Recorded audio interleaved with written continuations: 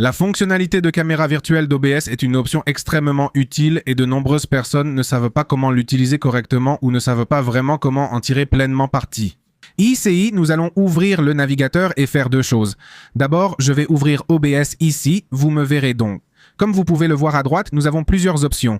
Démarrer la diffusion, l'enregistrement, la caméra virtuelle, le mode studio, les paramètres et quitter. Nous avons cette option pour démarrer la caméra virtuelle. Si nous allons dans les réglages ici, nous pouvons alors sélectionner le type de sortie, que CE soit interne, par scène ou par source. Alors, que signifie interne? Que littéralement, CE que j'ai tel quel à l'écran sera reflété dans ma caméra virtuelle. Si je l'ai en scène, cela signifie que si je veux, je reflète la première scène, la deuxième scène, la troisième ou directement la source. Si je sélectionne source, je peux choisir un dispositif, c'est-à-dire que je peux sélectionner soit ma caméra, soit simplement le navigateur ou tout autre élément. Nous allons tester chaque option pour que vous puissiez voir comment elle fonctionne. D'abord, il y a celle de l'interne. Nous la laissons comme elle est, comme vous le voyez. C'est ma caméra. Nous allons l'essayer ainsi. J'entre dans un Meet, j'affiche l'écran ici, je le montre sur l'autre écran pour que vous puissiez voir. C'est la même chose, pas seulement sur l'écran OBS, mais aussi sur Meet. Comme vous voyez, si je vais dans les réglages vidéo, j'ai sélectionné ma webcam que j'utilise déjà dans OBS, celle que vous voyez à l'écran. Alors, que se passe-t-il?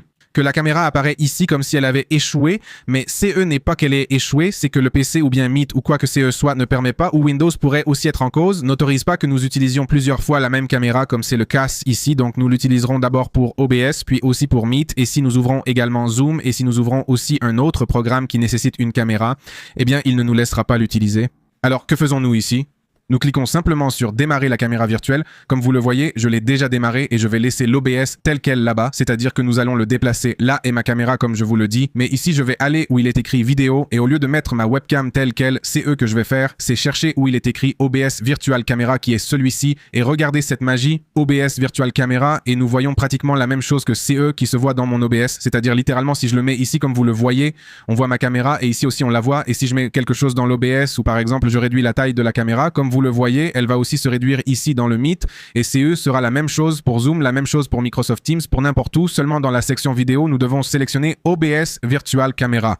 Mais alors, comme vous le voyez ici, parfois certains n'aimeraient pas cela parce qu'ils enregistrent peut-être autre chose à part ou directement c'est eux qu'ils font, c'est montrer quelque chose sur le PC et ils ne veulent pas que cela se voit dans la caméra. Disons, si je mets ici par exemple autre chose, disons que je le mets au centre, mais en même temps, disons que je fais disparaître la caméra ou quoi que ce soit, c'est-à-dire tout changement que je fais dans OBS se reflètera dans la caméra virtuelle. Alors pour que cela n'arrive pas, nous allons revenir ici, nous allons désactiver la caméra pour ne pas trop nous embrouiller, nous allons ouvrir OBS par ici et comme vous le voyez, nous allons arrêter la caméra virtuelle ici. Ici, je continue de me voir parce que c'est OBS, mais si j'arrête la caméra virtuelle, ici j'ai oublié de vous montrer cela, si j'arrête la caméra virtuelle, comme vous le voyez, ce symbole apparaît comme s'il n'y avait pas de caméra. Si je clique à nouveau sur démarrer la caméra virtuelle, elle apparaît ici immédiatement. Mais bon, si je ne veux pas que tout CE que je fais sur la plateforme se voit, eh bien sur l'écran par exemple, si encore une fois nous allons activer la caméra virtuelle et nous allons ajouter et nous allons mettre ici un texte et je vais mettre bonjour et je vais accepter n'importe quoi, accepter. Comme nous le voyons ici, CE texte s'est mis directement ici, nous allons le modifier pour qu'il soit visible, nous allons écrire ici bonjour et nous allons le laisser ici, comme vous le voyez, il se voit directement. Mais si je ne veux pas que cela se voit, mais que je le modifie, comme vous le voyez ici, tout d'abord, il se voit tourner, il se voit en mode miroir. Nous pouvons configurer cela si nous le souhaitons, mais pour le moment, je ne le vois pas comme une priorité. Si vous voulez que je fasse une vidéo spécifiquement sur cela, dites-le moi plus tard, nous allons arrêter la caméra virtuelle comme je vous l'ai dit. Disons que je ne veux pas que cela se voit, nous allons revenir ajouter le texte de bonjour. Disons que même si j'ai le texte de bonjour, je veux seulement que ma caméra se voit. Alors c'est là que nous allons dans le réglage, nous allons là où il est écrit sélection de sortie, pardon, dans le type de sortie. Ici, nous allons sélectionner source et dans source, nous allons sélectionner la caméra que nous utilisons en CE moment. Moi, j'utilise celle-ci. Pardonnez-moi, donc je regarde ici le nom, dispositif de capture vidéo tout. Alors nous allons sélectionner cela, comme je vous l'ai dit, source capture vidéo tout. Je vais accepter et au moment où je clique sur démarrer la caméra virtuelle, elle va automatiquement montrer cette source, c'est-à-dire seulement ma caméra, elle ne va pas montrer CE texte ici, je vais cliquer ici sur démarrer la caméra virtuelle et comme vous le voyez, le texte n'apparaît nulle part, mais je l'ai toujours ici dans l'OBS.